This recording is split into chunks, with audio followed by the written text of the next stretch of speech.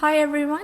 I think we'll make a start now because it's 12 sharp and we want to make sure we finish this on time so that you can go off to do anything else you want.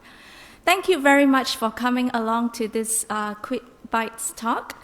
I'm Cami Uy. And I'm Michelle Murray. And we're both from the University Library. So the focus of today's session will be on giving you an overview of some of the tools that you can use when you want to look for research collaborators.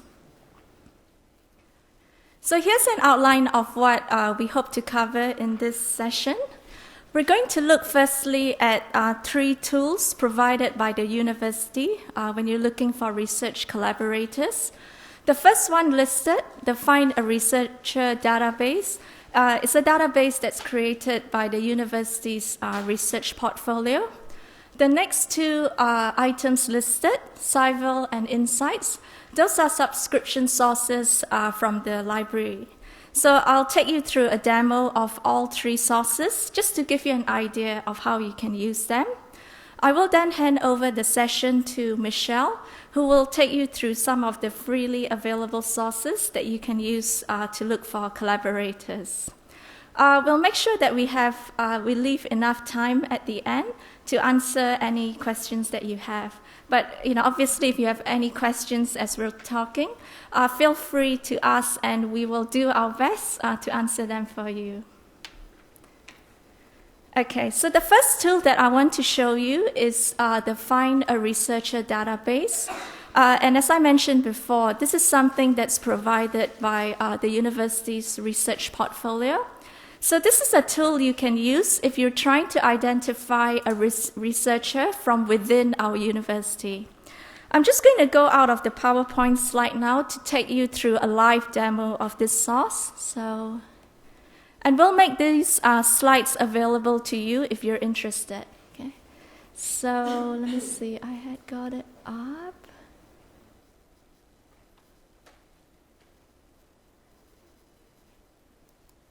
Okay, here it is. So on this slide, I've given you a direct link to this page. So on this page, you can simply, if you don't know the name of a researcher, you can always put in a search term related to the topic that you're interested in. And you have the ability as well to filter it to the faculty that you want to. Or if you're simply looking for researchers across the various subjects and disciplines, you can leave this box blank. And you have the option as well to filter either by academic staff, or if you're a HDR student, you may want to connect with other students, in which case you can simply select the HDR option. So I'm just going to do a very simple search for you. So say I'm looking for potential collaborators on, say, the topic of climate change. So I would just simply type in the word climate change, and hope I've got my spelling right. My screen up here is a little bit small, so I couldn't quite see. And I'm just going to put that in double quotation marks so that it searches for that as a phrase. Climate change. Okay, so it will then bring up for you the various people who have a portfolio within this system. So the word climate change will appear at some point in these records. And as I said before, if you wanted to then filter down to a specific subgroup, you can do that. So for example, say I want to look at who, say maybe in the law faculty is researching on this topic, I can always filter that to the law faculty, and then you'll get a smaller group of results for that. So that's fairly straightforward. I'll leave you to explore that in your own time. Just to say, if anyone here doesn't have your own portfolio with this system, you can get in touch with the research office for assistance in setting up. I guess the thing with looking for collaborators is that it's a good idea to also make yourself known. So if you have a record on this system, there is also more chance of other people finding you as a potential collaborator. So just something to bear in mind. Just going back to the slides now. So that was the first tool. I want to just move on now to show you two products that the library has a subscription to. So these are quite new subscriptions, which we are excited about. I'm not sure if any of you have had the chance to explore these tools, but I'll take you through a demo of what they can do for you. So the first one is called SciVal, and it is a tool which takes its information from the library's Scopus database. So Scopus is an interdisciplinary database, though in reality it tends to have better coverage of the health and physical sciences. And if you're from the arts or humanities, it will have some useful content for you, but you will find it doesn't cover it as extensively as for the sciences. So just something to bear in mind, and I've put that up here for you as a reminder. So with SciVal, you can look for potential collaborators. If you already know a name of a person that you're thinking might be a good collaborator, you can search for them within the system and get an idea of how successful they have been in terms of impact, who else they have published with, and so on and so forth. On the very last point of the slide, I have given you two direct links. One to the guidebook on how to use SciVal, and the second link here, the metrics guidebook. This is particularly useful if you're trying to get a sense of, the sort of metrics that you want to use. So whether you're going for a grant application, you're applying for a promotion, or maybe, just as a way to get a sense of how good a potential collaborator is, you can look at that guidebook and it'll give you tips on which metrics to use, when, and why. So I'm going to take you through a live demo now. Let's drink some water. So with SciVal, you can either go directly from the URL or from Scopus. And just to save time, I've already opened and logged in. Oops, that's not the one. I am going to SciVal, not Insights.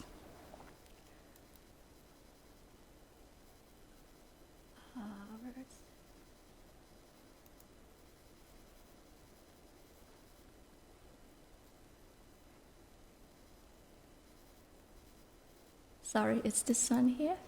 Okay, so this is what it looks like when you log in. So it gives you these three modules that you can work with. Just a useful pointer for you. Even though it's got a collaboration module here, this is really more suited if you're looking at collaboration at an institutional level.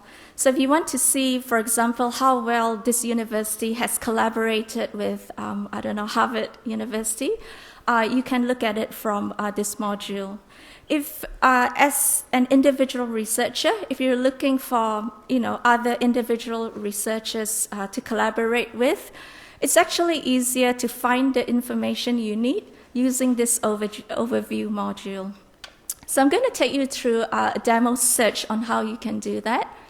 So the easiest thing, particularly if you want to look for collaborators and you don't have any specific person in mind, or maybe if you're trying to look for collaborators from a different discipline to your own, in which case you may not be familiar with the names of people in the other discipline, what you can do is to click on this tab here, My SciVal. So the My SciVal tab effectively works as your own account. So anything that you're interested in terms of defining your own research area, you can do it through My SciVal, create a particular topic, and then run the search across the rest of these modules. So on My SciVal, I'm going to click on Research Areas. And then I'm going to click just to show you an example of what I had previously done. So these are 5 topics that I had previously created, topics that I'm interested in and that I want to find collaborators for. So I'm going to do a live demo for you in terms of creating your own research area. So when you're trying to define a new research area, you simply click on Define New, and then specify your research area. So this is what is good about SciVal. It gives you that ability to specify your research level at the granular level that you want. So for example, say I'm doing a topic on cyberbullying. I spelled it right. So I simply click on the word cyberbullying, and what the system will do is it will search for the records from the database Scopus. It will look for the word cyberbullying from the title, the abstract, as well as the keywords of the articles that are published in SciVal. And say, for example, I want to look for collaborators working on the topic of cyberbullying within the field of psychology. So I can always just filter it to psychology.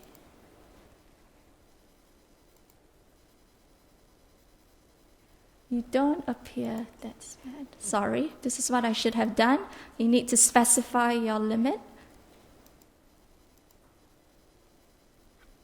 And then I'm just going to give my new group a name that means something to me. And I just put today's date so that I know when I created this group. Then I click Save and Finish.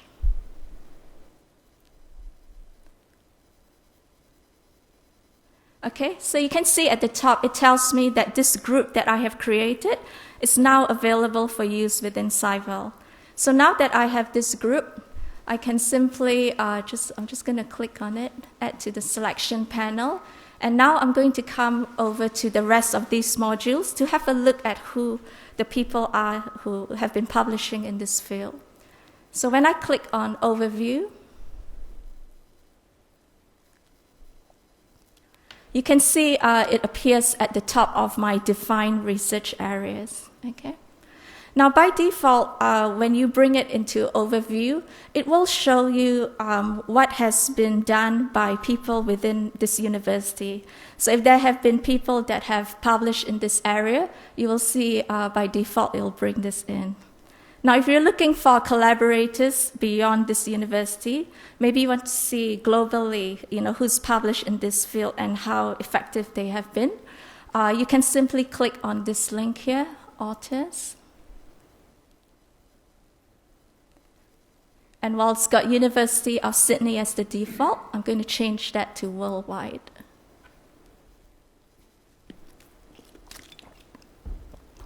Okay.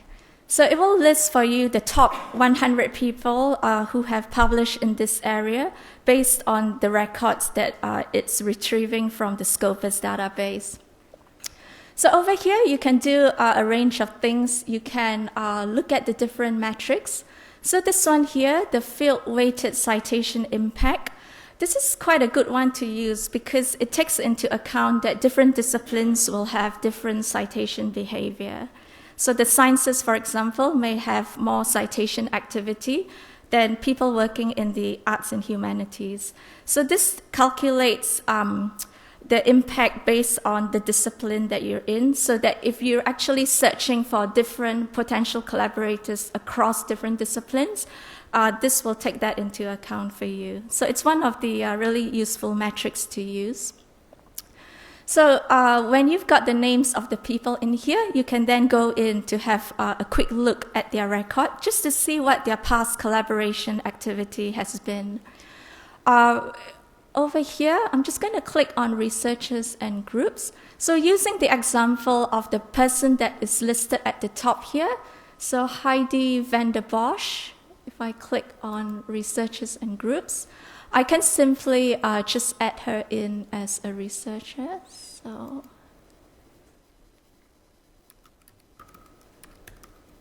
okay, so she's appearing here. Okay, so now that I've listed her as an individual entity, I can then go on to look at her collaboration activity. Okay, so this will give you an idea of your potential collaborators' past collaboration activity. It gives you a breakdown of what sort of collaboration they have done at the institutional, national, as well as institutional level. And then you can have a look at how successful these have been.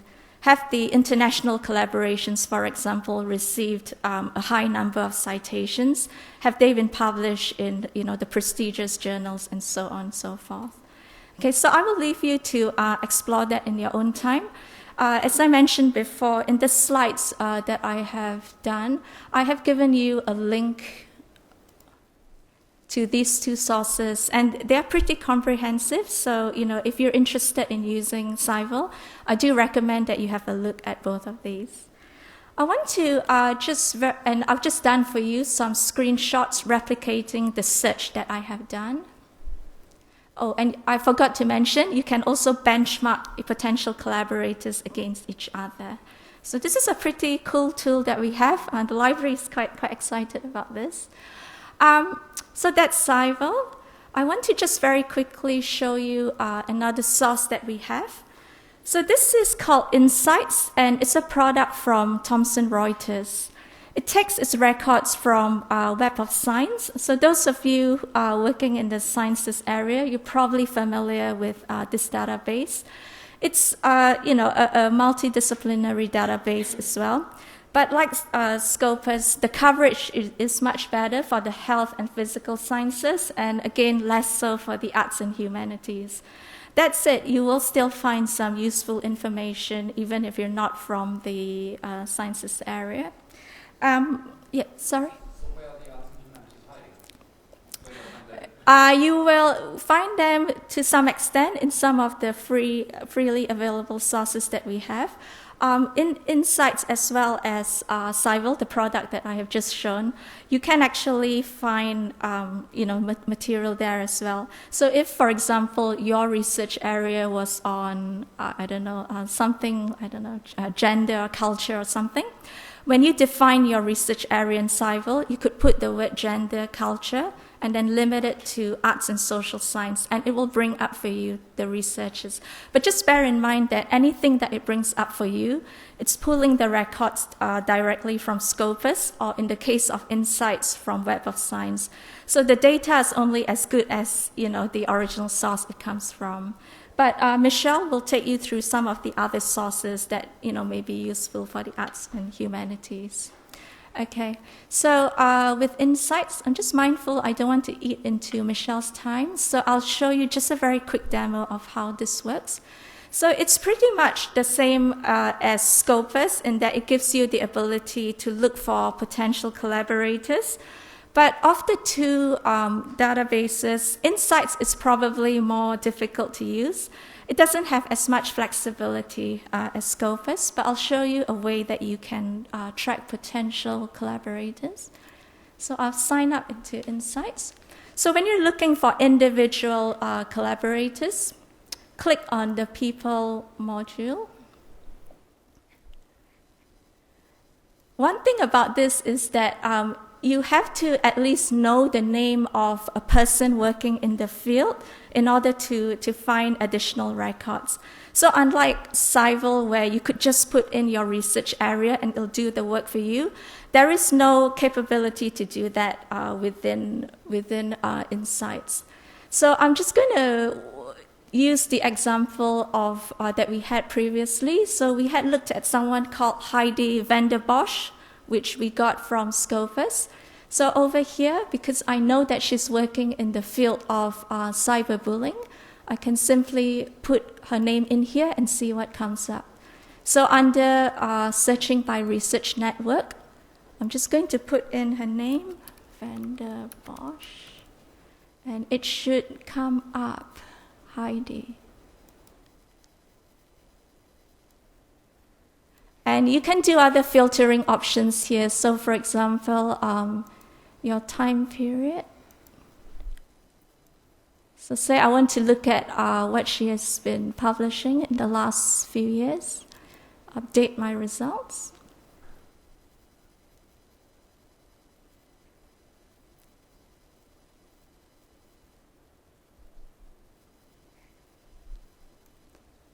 Okay, so this will give you the researcher that you had put in with the names of people she has collaborated with.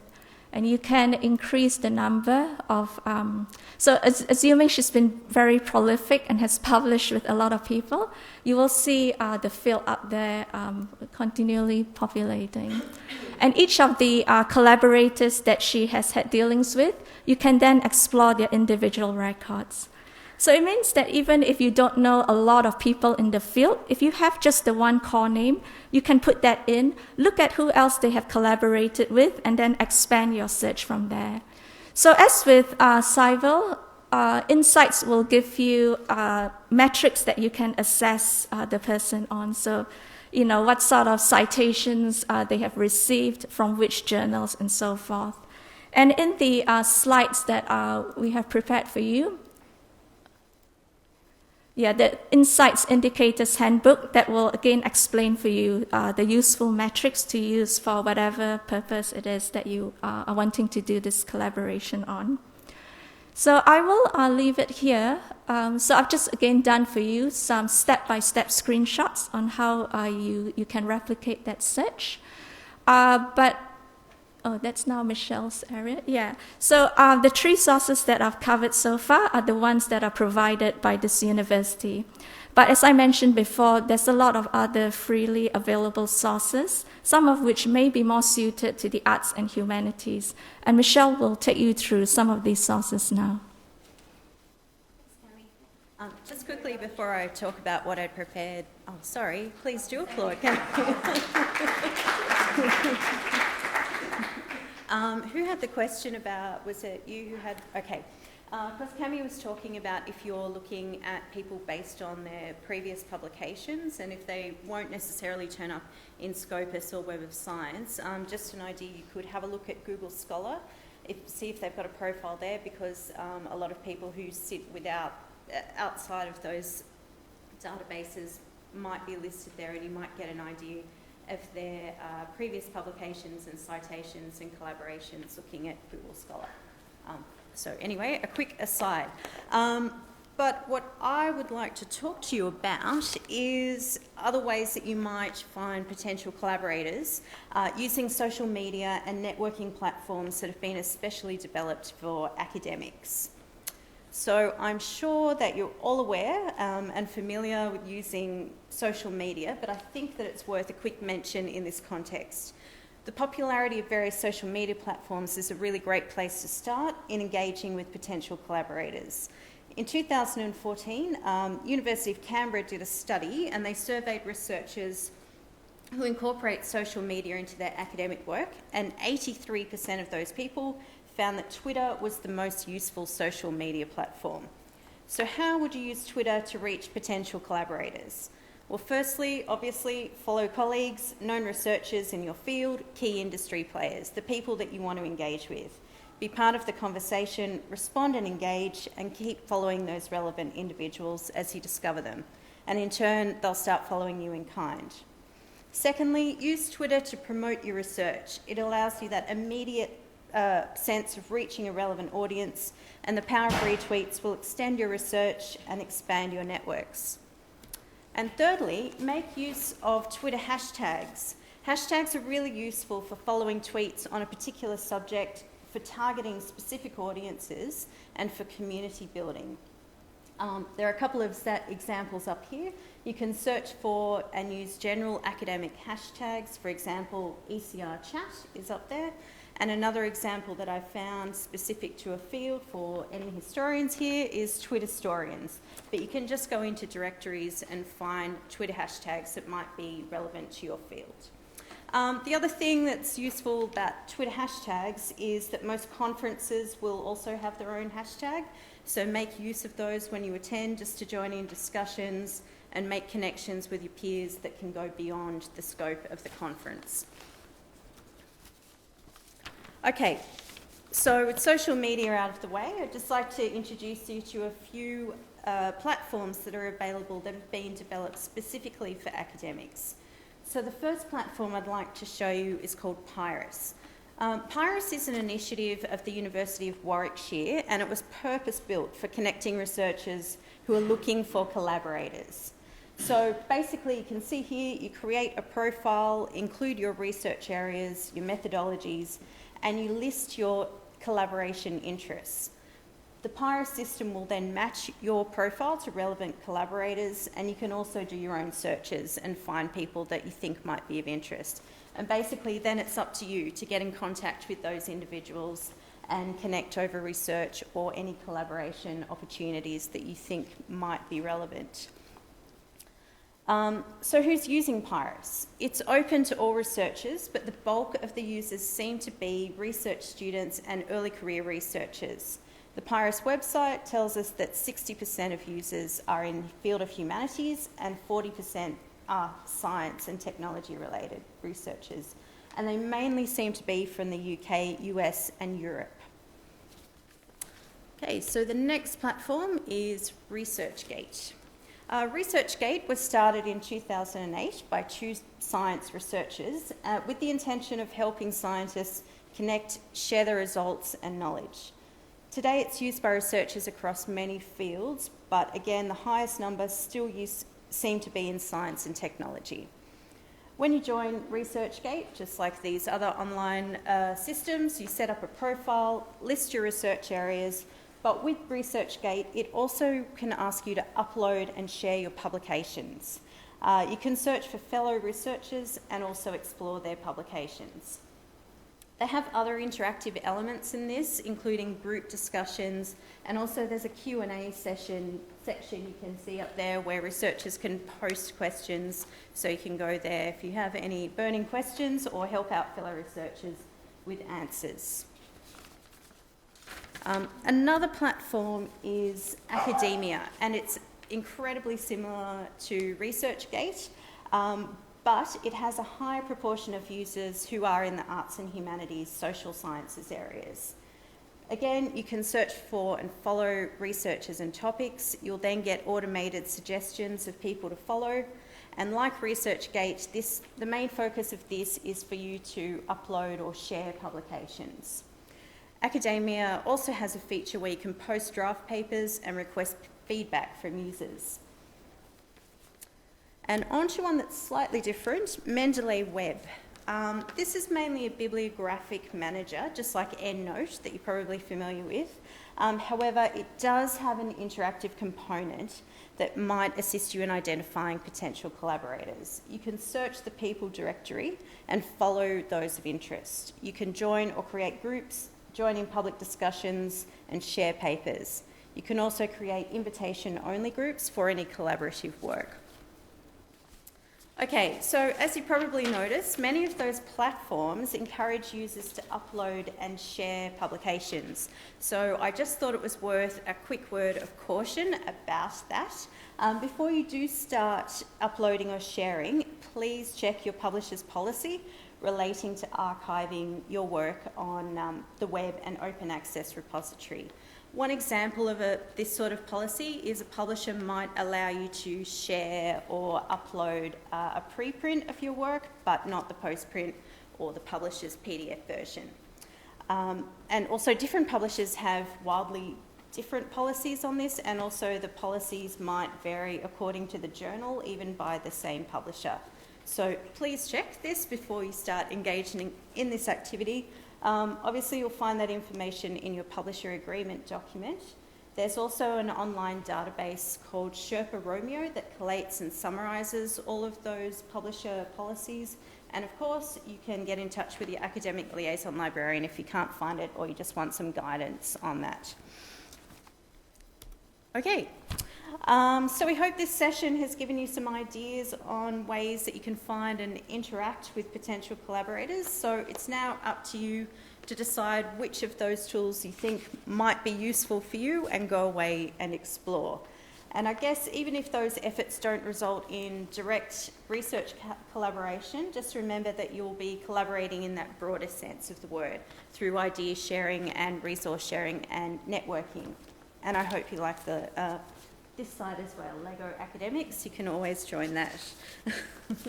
So Cami and I will post these slides up with a list of everything that we've talked about.